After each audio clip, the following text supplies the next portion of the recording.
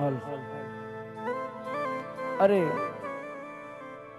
મૃત્યુલોકની અંદર અવતાર ધારણ કરવાનું નક્કી કર્યું છે, તો આ અવતારની અંદર મારે સતી રૂક્ષ્મણીને પણ સાથે રાખવા પડશે.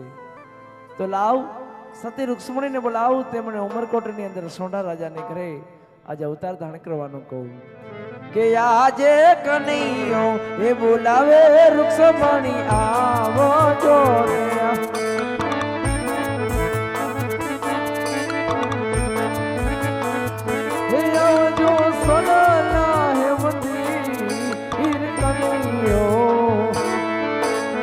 કનૈયો એ બોલાવે રૂક્ષ્મણી આવો જો રે.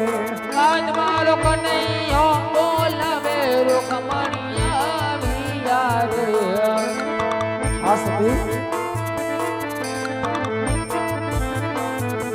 આવ્યો મે સોનલા મંદિર કનૈયો.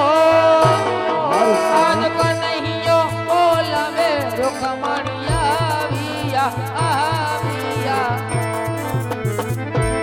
અરે સતી, હા પ્રભુ.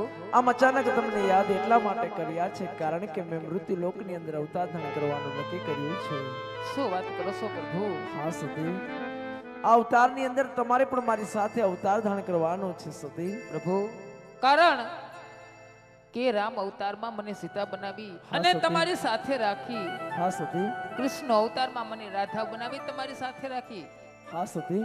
પણ મારા વાલા, આ તો તમે ક્યાં અવતારની વાત કરો છો પ્રભુ? અરે સતી, મારા અવતારની વાત કરું તો મૃત્યુલોકની અંદર પોકરણગઢના રાજા અજમલ તેમની ઘરે મારે પુત્ર તરીકે અવતાર ધારણ કરવાનો છે સતી. હા પ્રભુ. અને આ અવતારની અંદર તમારે પણ મારી સાથે અવતાર ધારણ કરવાનો છે સતી. સતી, આપણે ઉમરકોટની અંદર સોઢા રાજાની ઘરે નેતલ દે તરીકે અવતાર ધારણ કરવાનો છે સતી. પણ પ્રભુ વિચાર તો કરો, અવતાર ધારણ કર્યા પછી 16 વર્ષની 18 વર્ષની ઉંમર થાય હા સતી. અને દેશ પરદેશથી ને મારા માટે શ્રીફળ આવે પ્રભુ, હા સતી. ત્યારે હું વિચારું પ્રભુ, અરે સતી, આપ જો અવતારની અંદર દેશ પરદેશથી માગાની વાત કરતા હોય ને સતી, હા પ્રભુ, તો આ નેતલ દેનો અવતાર તમારો કઠિન હશે કારણ કે તમારું શરીર કાળું કદરૂપ અને અષ્ટવંકા શરીર હશે સતી. રજપૂતનો દીકરો તમારો કોઈ શ્રીફળ નહીં સ્વીકારે. જ્યારે મારી 21 વર્ષની ઉંમર થાય અને આપની 18 વર્ષની ઉંમર થશે ને ત્યારે હું રામદેવ સ્વરૂપે આપનું શ્રીફળ સ્વીકારીશ સતી.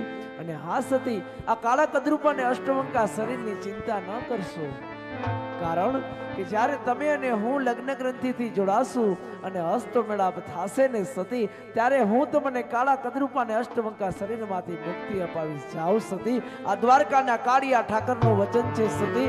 આપના અવતારની તૈયારી થઈ ગઈ છે, આપ અવતાર ધારણ કરવાની તૈયારી કરો. બહુ સારું